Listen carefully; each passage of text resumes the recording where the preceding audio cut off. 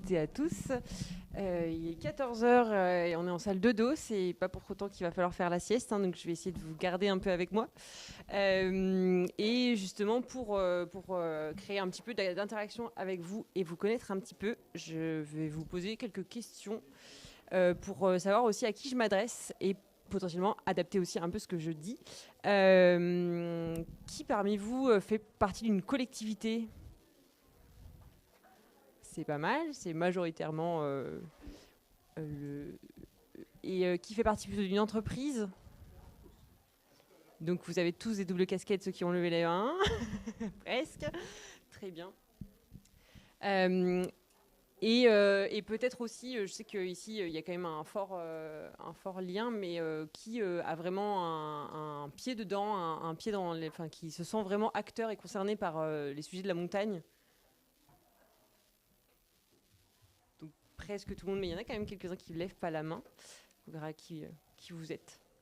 Donc le but, c'est que je vais vous faire quand même une mini intro sur le sujet de l'économie circulaire pour vous redonner quand même les petites bases, même si ça va pas forcément être le sujet prédominant du temps qui vient. On fait un petit coup d'œil dans le rétroviseur, comme Thibault l'a fait, mais sur nous, ce qu'on a fait depuis ces quelques années sur Solucir. Et évidemment, qu'est-ce que c'est que Solucir aujourd'hui et comme le veut la tradition, les tops et les flops, via aussi notamment des exemples un peu concrets de qu'est-ce qui s'est passé. Et pour l'ouverture, évidemment, on parlera un peu de la suite. Pour le petit temps d'intro, là aussi, j'aimerais bien savoir quel est votre niveau un petit peu de connaissance sur l'économie circulaire. Donc, qui se sent débutant, c'est pas du tout une honte, mais qui n'a jamais trop entendu parler ou qui ne connaît vraiment pas trop ce que c'est et veut découvrir. Vous êtes tous au moins entendu parler au moins une fois. Qui a des notions, vous savez par exemple que c'est pas que du recyclage, qu'il y a un peu plus que ça, mais voilà, vous ne serez pas non plus en capacité de donner une définition très concrète. Très bien. Qui pourrait, pour le coup, je ne vais pas vous interroger, mais me donner la définition d'économie circulaire, quelques exemples, qui à un niveau plutôt bien assez avancé. Et effectivement, et qui a un niveau expertise, travaille dans l'économie circulaire. Merci Sonia. Bon, Sonia fait partie de Solucir en partie, donc voilà. Super, merci. Donc vous avez quand même des notions, mais vous savez, enfin voilà, vous avez besoin peut-être d'un petit récap, donc on va le faire comme ça, on se plonge dedans ensemble. Donc pour parler d'économie circulaire, généralement on revient à qu'est-ce que c'est que l'économie linéaire. Donc c'est la base, c'est plutôt l'économie dans laquelle on est aujourd'hui. Donc sur ce petit schéma, vous voyez qu'on va épuiser les ressources. Donc économie circulaire, on parle beaucoup de ressources matières. Donc, mais on peut aussi bien sûr inclure tout ce qui va être eau potable, eau douce et énergie. Et puis on va extraire, on va produire, on va transporter, on va consommer et puis à la fin on va jeter. Et là c'est pareil, on a tout ce qu'on imagine, donc les déchets matières, mais on va aussi avoir l'eau et l'air pollué qu'on peut inclure dans ce déchet, en tout cas ce qui ne nous est plus utile. Donc on voit bien sur ce graphique qu'on a une double problématique. Amont, on épuise les ressources et aval, on produit des déchets.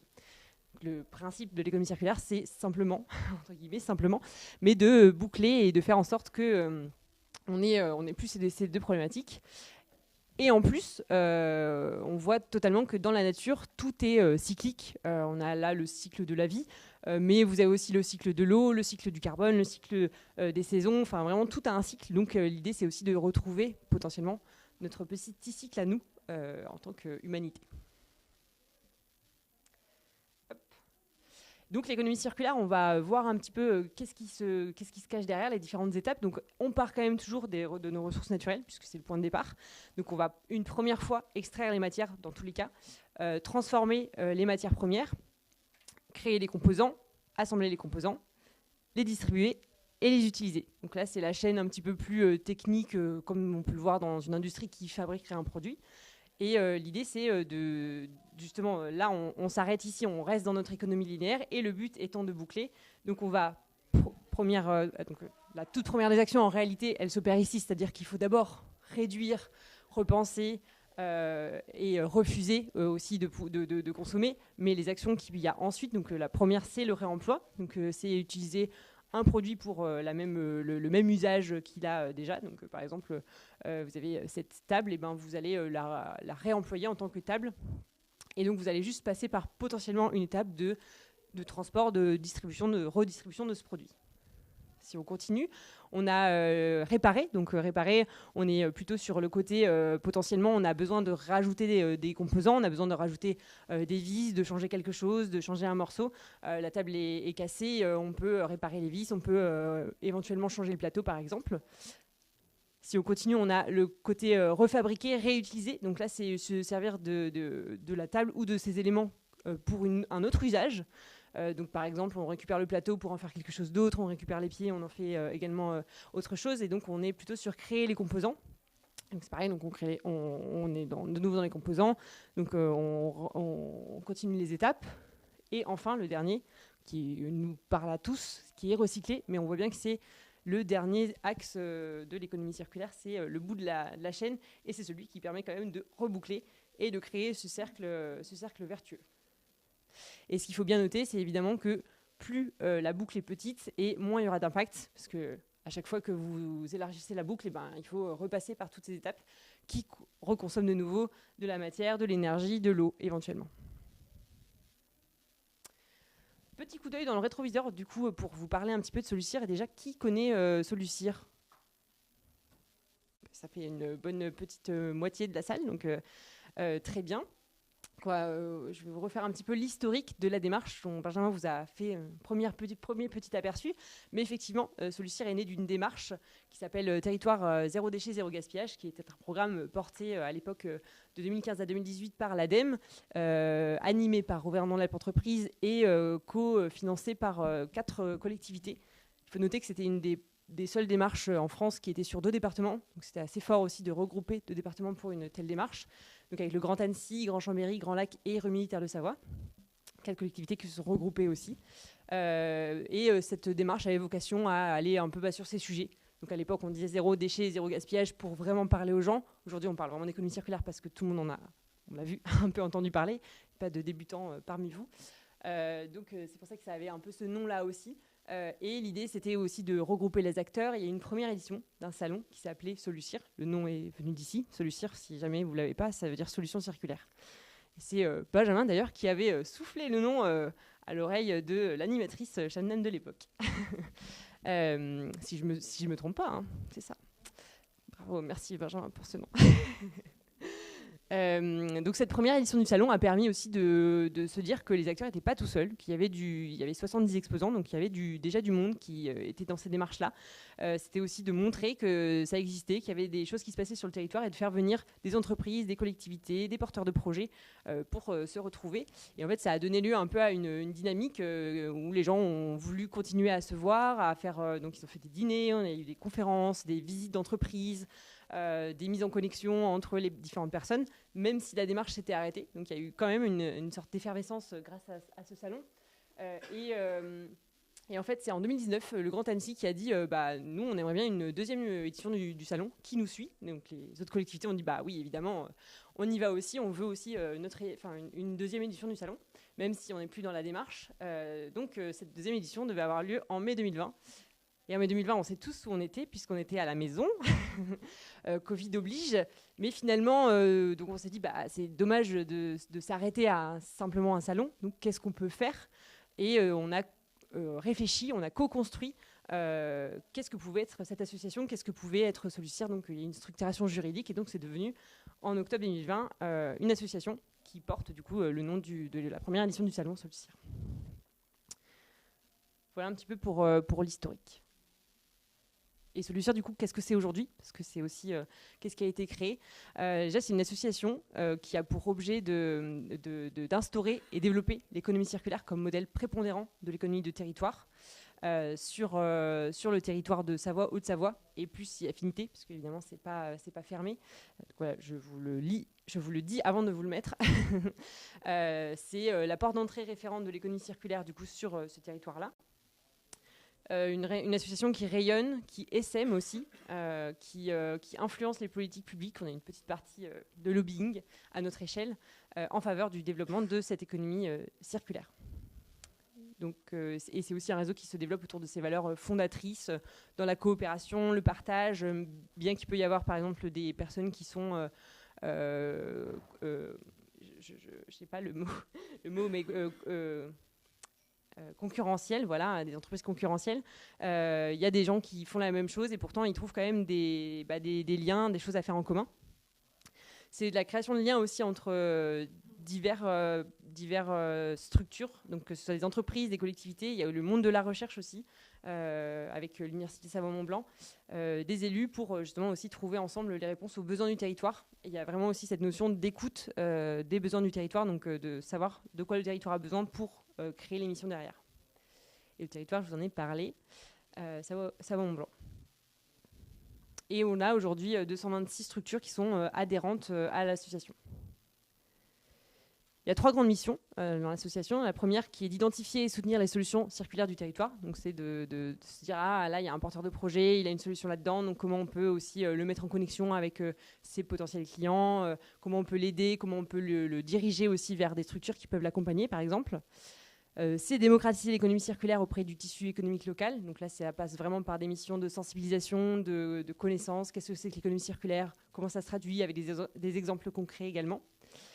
Et la troisième grande mission qui est de créer de la valeur économique et environnementale en contribuant à la démarche de filière. Donc là, toujours en écoutant les besoins du territoire et en se disant, OK, peut-être qu'il manque cette filière, ou en tout cas, ces acteurs ont envie collectivement de mettre en place la filière réemploi du bois, la filière textile, etc. Donc je vous décris ça juste après, mais en fait, voilà, c'est cette coopération. Ce qu'il faut savoir qu'on fait, toutes les missions sont vraiment le fait de faire les choses ensemble, collectivement, et en coopération avec tout le monde.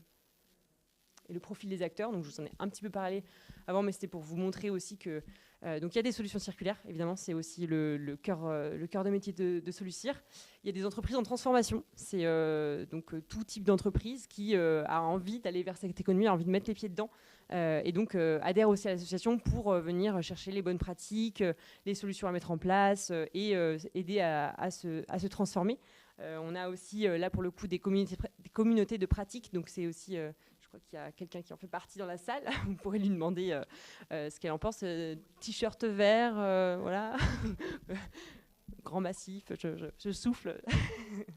Donc c'est pour partager ensemble qu'est-ce qu'on peut mettre en place, les sujets qu'on peut avoir en commun sur les différentes thématiques, comment je peux impliquer mes salariés, comment je fais pour communiquer correctement, comment les questions sur les déchets, enfin voilà, c'est un petit peu tout ça qu'il peut y avoir autour, fait pour ces entreprises-là. Et des collectivités, élus et techniciens. Donc là, on a aussi donc, ce qui s'appelle dynamique territoriale. Donc c'est le fait de, entre collectivités déjà, de partager ces sujets-là. Et entre services aussi en interne. Donc sur le côté, on rassemble des services dans les collectivités, les services économie généralement et les services valorisation des déchets. Donc c'est aussi, on travaille ensemble au sein d'une collectivité entre des services différents et on travaille en intercollectivité, ce vous n'avez pas l'habitude totalement de faire non plus. En tout cas, c'est ce qu'on a vu sur ces sujets-là. Voilà, ça permettait vraiment un partage d'expérience. C'était un gain de temps aussi énorme de se dire, ah bah vous faites ça à côté. Ok, donc nous, on va faire une autre expérimentation. Comme ça, on pourra lier, mêler nos sujets. Des accompagnateurs au changement. Donc là, c'est vraiment des personnes qui font partie du réseau et qui ont les clés, qui font du conseil, qui font du consulting pour accompagner les entreprises dans leur transformation. Et l'université, évidemment, donc avec le côté étudiant et chercheur. Donc on a aussi de plus en plus de thèses qui sont sur ces sujets-là. On a de plus en plus de sujets aussi qui intéressent. Et on a aussi notamment une des premières formations en France qui est une formation à Polytech à Chambéry sur l'écologie industrielle et territoriale. C'est un des piliers de l'économie circulaire. C'est notre première formation en France. Et j'oubliais de vous dire, mais si vous voulez retrouver tous ces acteurs, on a créé un annuaire des solutions circulaires donc sur le site internet de Solucir, solucir.org.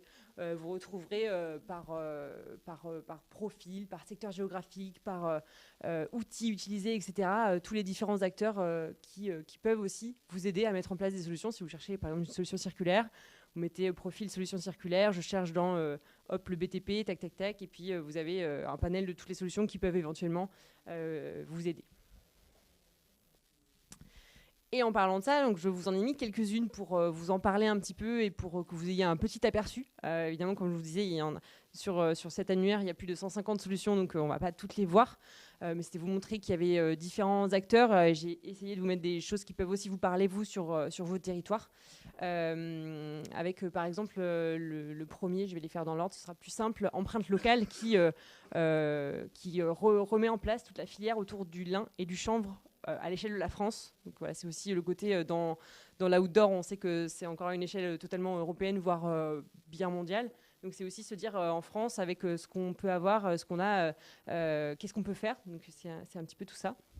Valoralp qui fait du réemploi des cartons. Donc dans tout secteur où vous faites de l'envoi ou de la réception de carton, l'idée c'est au lieu de jeter ce carton directement au recyclage, c'est de passer par une phase de réemploi, parce que le carton peut encore servir en tant que carton, totalement. On a Alltrax Engineering, c'est quelqu'un qui récupère les dameuses en fin de vie et qui en fait du matériel agricole. Donc pour par exemple faire des andins dans le compostage, aller sur un terrain assez pentu pour l'utilisation agricole, et voilà, c'est totalement adapté. Et donc il reconditionne les dameuses pour ces enjeux-là. Fibrétique, par exemple, donc ils ont à la fois une recyclerie sur Saint-Pierre-d'Albigny et également, ils ont beaucoup de missions, mais ils sont notamment connus aussi pour récupérer tout ce qui va être bâche publicitaire et en refaire des objets derrière qui peuvent aussi être réutilisés chez vous comme par exemple des housses de ski,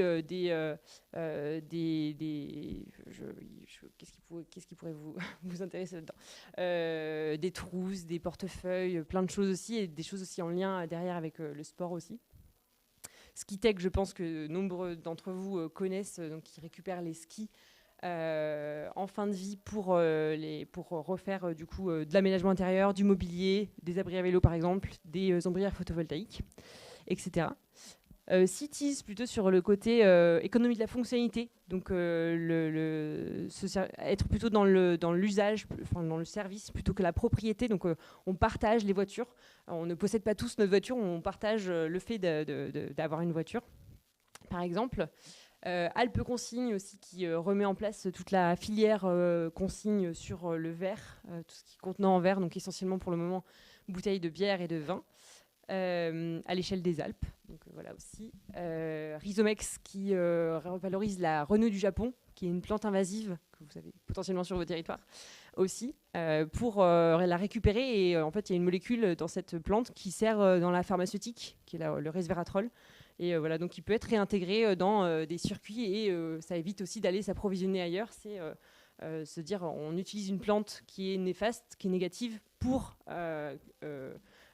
apporter cette molécule-là en approvisionnement local finalement. Trialp, qui est quelqu'un qui fait de la vraiment valorisation, gestion des déchets, ils ont une particularité, c'est qu'ils revalorisent aussi tout ce qui est huile alimentaire usagée des restaurateurs, et notamment en altitude. À l'époque où il y avait la petite problématique de se dire quand on jette toutes les huiles alimentaires dans l'évier, l'hiver ça fige étonnamment. Donc c'est pour ça qu'ils ont commencé à récupérer cette huile alimentaire usagée, et aujourd'hui ils en font du produit pour nettoyer, donc que les restaurateurs peuvent évidemment racheter et se servir pour nettoyer les cuisines, et ils en font également du biocarburant. Et puis, je vous ai mis aussi J'aime beaucoup, donc, qui récupère les fruits et légumes invendus. Donc, c'est le côté allongement de la durée de vie des fruits et légumes invendus pour le petit lien circulaire, et pour en faire des confitures et des tartinades. Donc là, vous avez vraiment quelques exemples, quelques solutions circulaires. Il y en a, comme je vous ai dit, tout un panel que vous pouvez découvrir sur le site et sur l'annuaire des solutions. On arrive déjà au top et au flop de l'association, parce qu'on a aussi nos petits flops. Donc on va commencer, moi je ne fais pas comme Thibaut pour le coup, parce que je vais commencer par les tops. Les tops, c'est qu'on a justement des actions, des missions qui fonctionnent très bien et qui permettent de lancer plein de sujets dont on est assez fiers. C'est pour ça que ça fait partie des tops, notamment les intersections.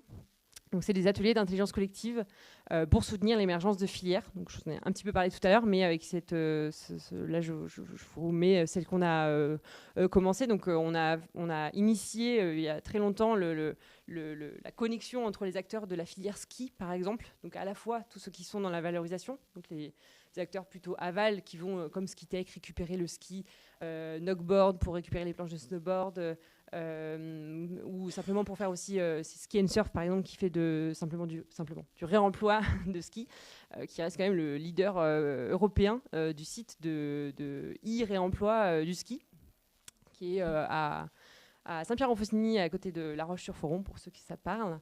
Donc c'était de connecter ces acteurs-là, qui sont plutôt sur l'aval de la filière, avec les acteurs aussi amont et tous les acteurs en fait, de toute la filière ski, de se dire c'était en amont de la REP. Donc la REP, c'est responsabilité élargie du producteur. C'est ce qui incite les metteurs sur le marché, donc pour le coup les marques de ski, à financer, à en tout cas s'impliquer dans la fin de vie de leurs produits, donc dans la fin de vie des skis en l'occurrence. Et donc sur cette REP-là, voilà, l'idée ça avait été de les connecter en amont avec ces personnes-là et de connecter aussi à un acteur qui s'appelle Trivalet et qui lui aujourd'hui maintenant fait toute la collecte, de la collecte jusqu'à la remise aussi dans les mains de ces acteurs qui vont pouvoir valoriser les skis en local, puisque du coup Trivalet est vers Albertville. Voilà un petit peu pour cette filière-là. Ça a été une des premières qu'on a initiées. C'était au démarrage, donc ça devait être en 2020-2021. Et aujourd'hui, tout est en place, tout est bouclé. Et la filière REP était bien contente d'arriver et de dire « Ah, ici, c'est bien, ça a été mis en place, c'est cool. » Donc voilà, Solucir a animé un petit peu ces réunions.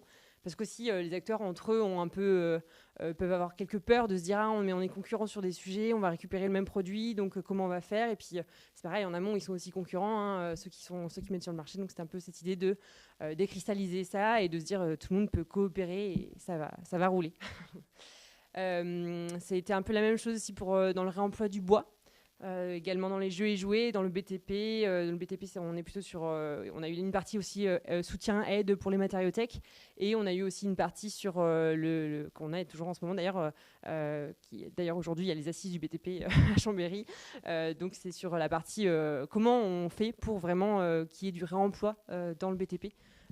Grâce aux matériothèques en partie, mais aussi nous, acteurs, architectes, etc. Comment on fait pour qu'il y ait plus de réemploi dans le BTP.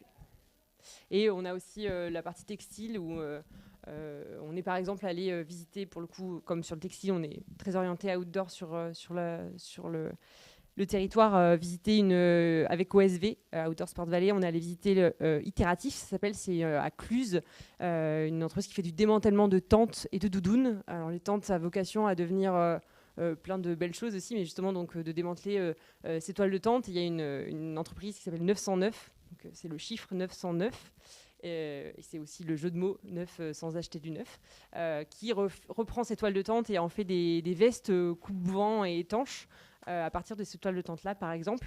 Et les doudounes, c'est le côté vraiment démantèlement pour le coup, puisque on déchiquette un peu les doudounes pour récupérer les plumes et les remettre dans la filière recyclage. On a aussi les communautés de pratique, donc je vous en ai parlé tout à l'heure, donc je ne reviens pas forcément dessus, mais c'est pour rassembler les acteurs en transformation autour de problématiques communes. On a l'animation aussi de démarches d'EIT, donc d'écologie industrielle et territoriale, donc regrouper les acteurs sur une zone, sur un territoire pour faire en sorte que les déchets des uns deviennent les ressources des autres. Donc là, on a commencé sur Alpespace et puis on va potentiellement aussi animer quelque chose sur le Grand Annecy. Hop. Et on a également ce qu'on appelle les centrifugeuses. Donc là, c'est du co-développement pour faire avancer les solutions circulaires. Donc comme ça, chaque acteur peut s'y retrouver aussi dans les missions, un peu les tops qu'on peut mener. Et des connexions, évidemment, qui aboutissent à des belles histoires. Donc je ne vais pas rentrer dans les détails, mais si vous voulez, il y a tout sur le site internet. C'est Sonia qui a écrit cette belle histoire, donc c'est très bien raconté. En tout cas, c'était l'idée de vous dire il y a des connexions qui naissent grâce au réseau et qui apportent, donc là, en l'occurrence, c'est Peps qui a une petite usine de fabrication de pellets, donc de granulés bois mobiles, et qui a fait la connexion avec Picbois, donc Picbois qui font tout ce qui va être signalétique, panneaux en bois, etc.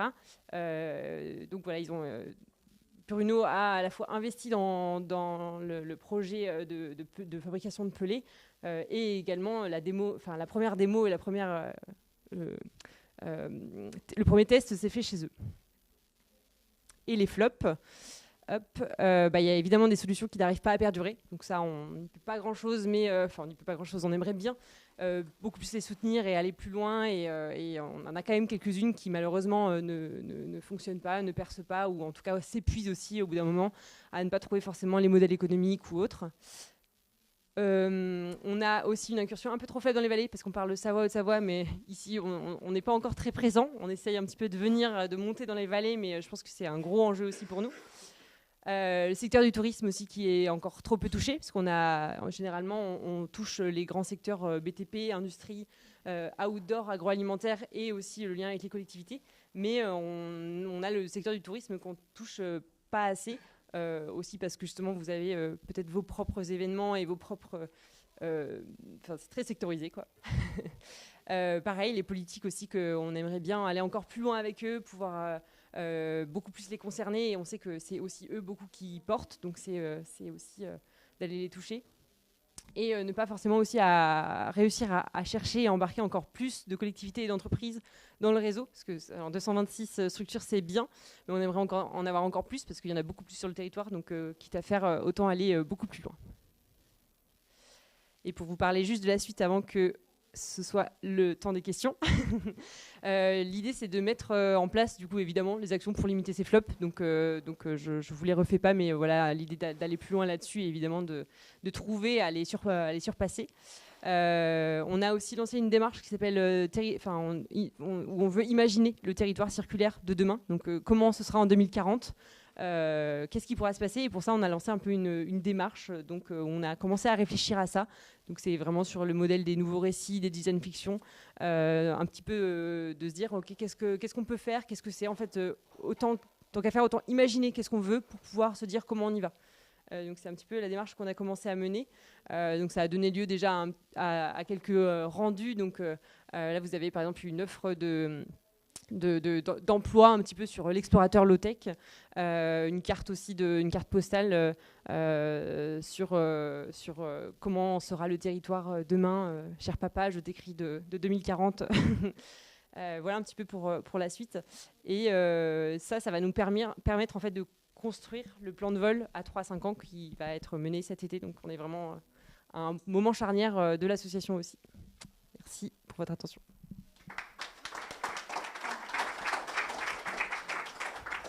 Quelle ponctualité, Mélisse, merci beaucoup. Est-ce que cela génère des questions dans la salle, ou est-ce que tout est hyper clair ? Elle était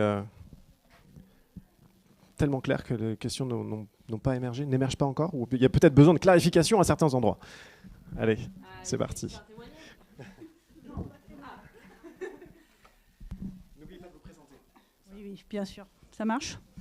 Donc Céline, communauté de communes des Verts Sandem. Alors nous, on est engagé avec la communauté de communes dans un contrat d'objectif territorial avec l'ADEME qui prend en compte, où on doit traiter la thématique, on va dire, économie circulaire. Je voulais savoir quel était un peu ton premier conseil pour se lancer dedans, les étapes un peu de la démarche pour toi sur un territoire où finalement il y a des initiatives qui ne sont pas encore mises en commun, je pense. Ce n'est pas encore très structuré. Le premier conseil, ce serait aussi de déjà regarder ce que vous faites, parce qu'en fait, tout le monde en fait déjà d'économie circulaire au final. Donc c'est peut-être de se dire, on va faire un petit état des lieux de qu'est-ce qu'on fait déjà. Il y a beaucoup de bon sens dans l'économie circulaire, et j'accompagne des entreprises aussi à côté, et il y a souvent on redit souvent « Ah ouais, mais en fait, avant, il le faisait déjà. » Oui, il le faisait déjà.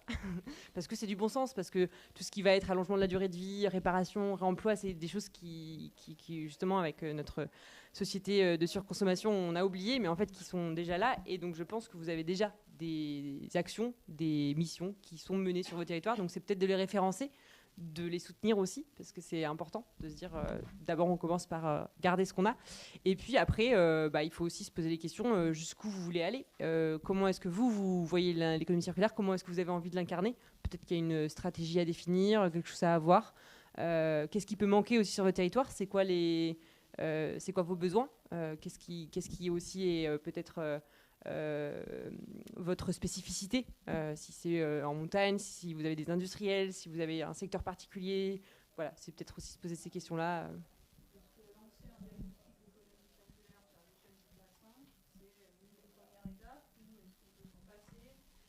Attends, juste pour capter le complément de question. Vas-y.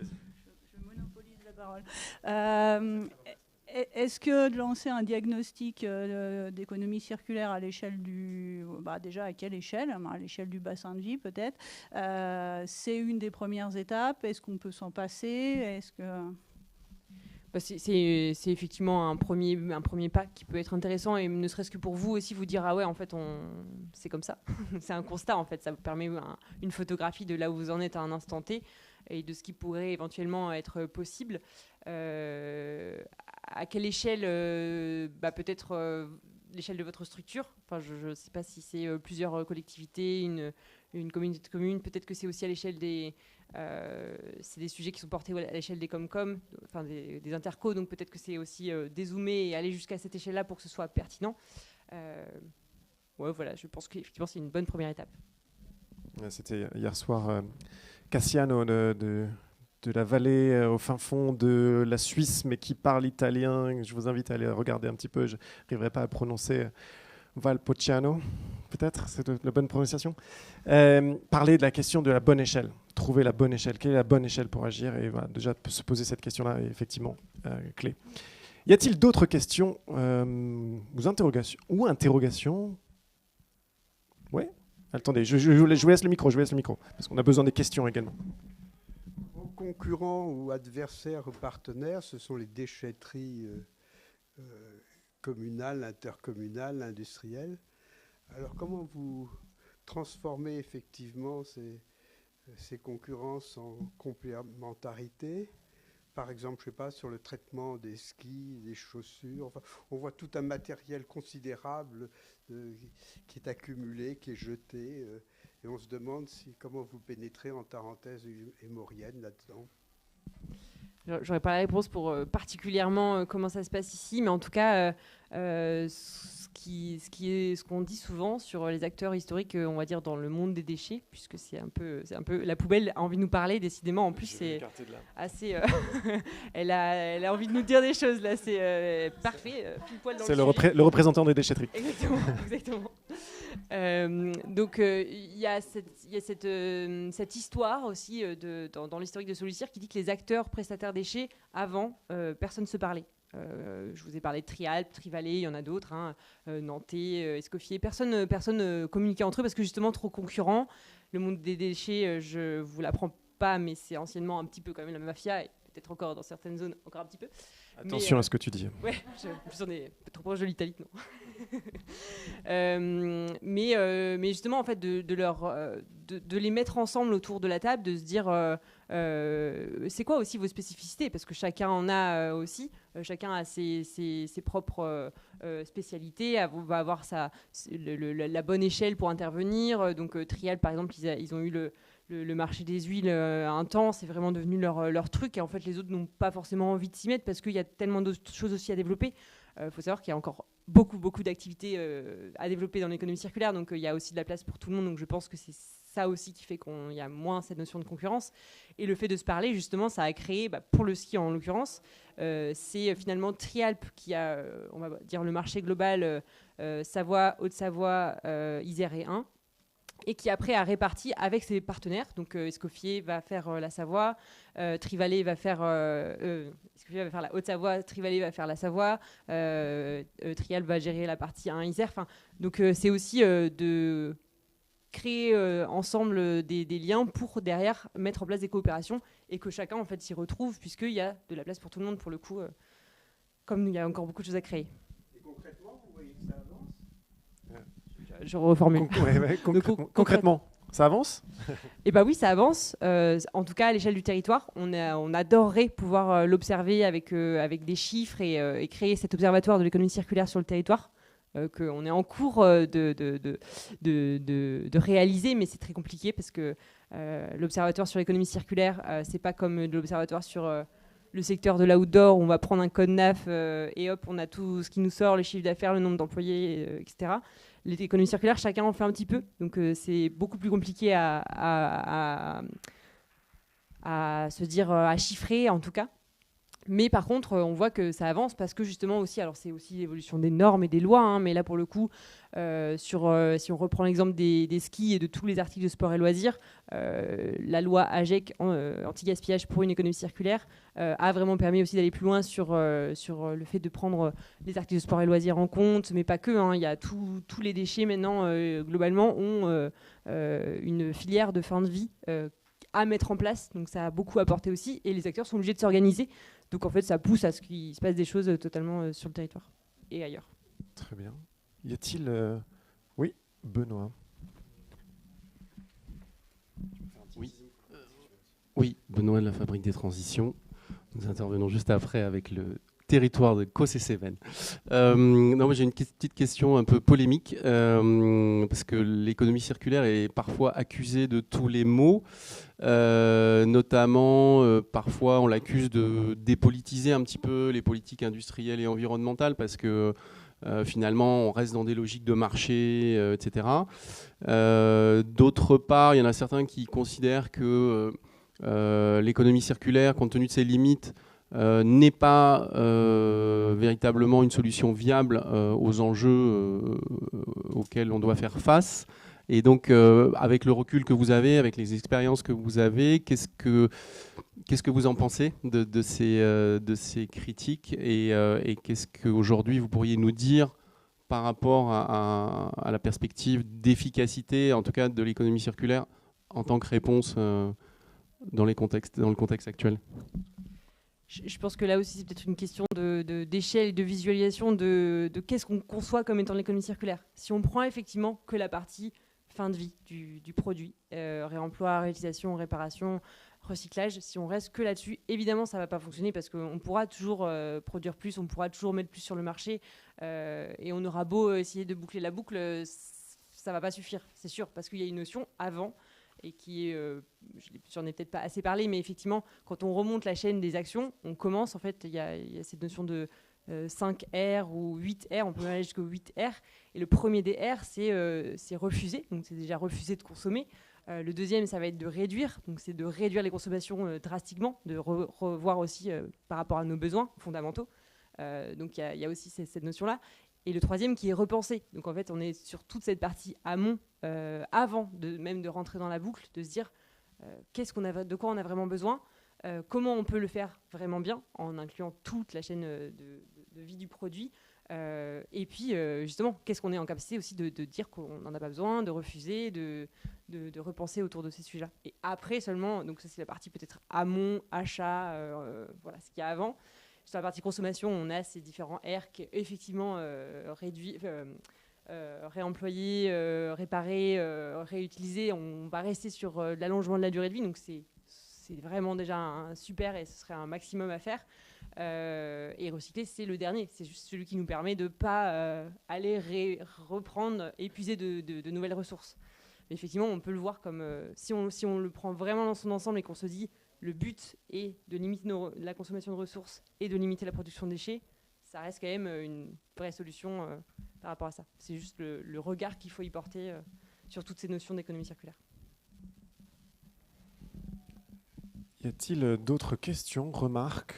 Sinon, moi, je vais creuser un petit peu le sujet, Mélisse, de cette partie-là. Parce qu'il y a une fondation qui a fait connaître l'économie circulaire dans le monde, qui est la fondation Ellen MacArthur, qui a énormément poussé le sujet, qui a posé beaucoup de définitions, avec le cadre même législatif, et qui aujourd'hui, quand on voit les soutiens principaux de la fondation Ellen MacArthur, je n'ai pas regardé récemment, mais c'était H&M, c'était les gros faiseurs aujourd'hui d'une économie mondialisée, du volumique. Est-ce que c'est toujours le cas? Est-ce que ces acteurs-là, vous voyez un changement je vais poser la question différemment. Est-ce que vous êtes en lien avec la Fondation Ellen MacArthur, aujourd'hui, Solucir, et quels sont les changements là que vous voyez opérer dans cette industrie massive qu'on a? Alors, on n'a pas ces cas-là dans les pays de Savoie, c'est pas la même chose, mais l'échelle, le rapport d'échelle est intéressant aussi à regarder. Alors la première question, non, on n'a pas de lien direct avec cette fondation. On a plutôt des liens avec des organismes français. On a l'Institut national de l'économie circulaire, l'INEC. On va avoir le CNEC aussi, le Conseil national de l'économie circulaire. Donc c'est plutôt ceux qui vont donner les lois. L'INEC étant plutôt ceux qui vont étudier qu'est-ce qui se passe dans l'économie circulaire. À l'échelle, on reste du coup, pour le coup un peu français, même si en fait quand on parle de consommation, on est bien sûr à une échelle mondiale. Donc non, on n'a pas de lien avec cette fondation-là. Je sais plus, je crois que c'est eux qui ont fait le rapport le rapport qui dit qu'est-ce qui se passe au niveau de l'économie circulaire mondiale. Non, c'est le Circular Gap. Oui, c'est ça. Le Circular Gap. Et justement, cette étude nous montre qu'il y a un recul de l'économie circulaire. En fait, j'ai plus les chiffres. Je trouve que c'est... Sonia, tu les as en tête ou... En tête. Il y a une histoire de 7%. Il me semble que du coup, on parle beaucoup plus d'économie circulaire. C'est un sujet qui est beaucoup plus présent dans les débats, etc. Mais par contre, effectivement, la part d'économie circulaire a quand même reculé. Non, j'ai plus les chiffres en tête, je suis désolée, mais c'est assez important. Je crois qu'on est dépassé on était arrivé à avoir 9% de la totalité de l'économie qui était devenue circulaire. Et en fait, ces dernières années, on a reculé. On a reculé à 7%. Donc c'est aussi, même si du coup c'est pas à l'échelle de la France, c'est vraiment à l'échelle mondiale. À l'échelle de la France, on a plutôt augmenté carrément cette part-là. Par contre, à l'échelle mondiale, on a beau en parler plus dans les débats, ça a beau être beaucoup plus prédominant. La globalité de la consommation aujourd'hui fait que pour autant, on recule. Malheureusement. Ouais, j'ai cette image en tête sur l'industrie textile, qui est celle que je connais le mieux, qui dans les 10 dernières années, le volume de textiles vendus dans le monde a doublé. Et l'usage d'un produit textile, lui, a été divisé par 2. Donc ou même plus que 2, je crois. Voilà. En tout cas, c'est assez flagrant. Et donc voilà, c'est quelque chose qui m'interpelle. Est-ce qu'il y a d'autres questions, remarques, ou est-ce que vous faites le parallèle avec vos organisations? Il y avait un mélange collectivité, entreprise dans la salle. Est-ce que ça vous parle? Parce que moi, ce que je trouve passionnant dans Solucir, c'est cette rencontre des collectivités déjà entre elles, entre 4 collectivités au départ, et qui se parlent encore, même après quelques années, et des collectivités et les entreprises qui arrivent à se parler, presque. En tout cas, avec une médiation que Solucir assure. Et est-ce que est-ce qu'il y a des retours d'expérience de d'autres territoires aussi, peut-être? Un des gisements de l'économie circulaire, c'est le BTP, vous l'avez dit. Un des gisements, c'est de l'économie circulaire, c'est le BTP. Ouais, un bon gisement. Il y a beaucoup de rénovations de bâtiments, c'est le défi maintenant. Un des gros acteurs, c'est les bailleurs sociaux. Est-ce que vous êtes sollicité par les bailleurs sociaux? Est-ce que vous pouvez vous présenter peut-être aussi Pardon? Vous présenter? Ah pardon, Philippe Martin, moi c'est l'entreprise Legendre Construction. Voilà, très bien. Je sais un peu à qui on s'adresse comme ça.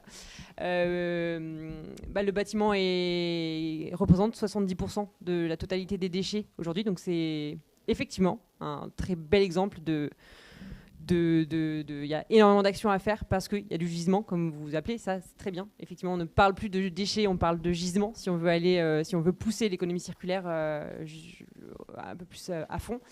Pour le coup, on est en lien avec les bailleurs sociaux, on est en lien avec Haute-Savoie Habitat et Cristal Habitat, donc qui sont globalement les 2 gros aussi sur Annecy et sur Chambéry. On a des liens, Haute-Savoie Habitat essaye vraiment de mettre en place ces démarches d'économie circulaire qui peuvent encore leur manquer, notamment même avec toutes leurs autres démarches. Et pour faire le lien avec Cristal Habitat, ils ont réhabilité aussi une ancienne halle industrielle, la halle Rubanox à Chambéry, par exemple, qui est devenue une halle pour l'événementiel maintenant, et on a eu la chance de faire le salon Solucir la semaine dernière là-bas. Donc c'est aussi c'est pour dire qu'ils vont dans ces sujets-là aussi. Justement le lien, ce qu'on a appelé les intersections, notre intersection sur le BTP, va vraiment, on veut pousser ces acteurs, mais pas que en fait, pas, tout le monde, donc dans le monde de la construction, des architectes, en fait, tant que c'est pas eux qui prennent les sujets en main et qui se disent oui, en fait, on va incorporer de la matière en réemploi dans nos projets. C'est ça qui va faire bouger les choses, parce qu'on a beau vouloir récupérer à la fin ce que tout le monde démantèle, tout le monde déconstruit, si derrière on compte que sur le particulier ou le petit artisan pour reprendre, ça va pas fonctionner. Il faut que ça aille à d'autres échelles, et effectivement en tant qu'aménageur, architecte, constructeur, c'est là où il faut qu'on se pose la question, et ben nous, si on a réintégré des produits réemployés, réparés dans nos bâtiments neufs, peut-être que ça changerait aussi les choses. C'est pareil, se poser la question si on construit un nouveau bâtiment ou si on réhabilite un bâtiment, on peut considérer comme une économie circulaire.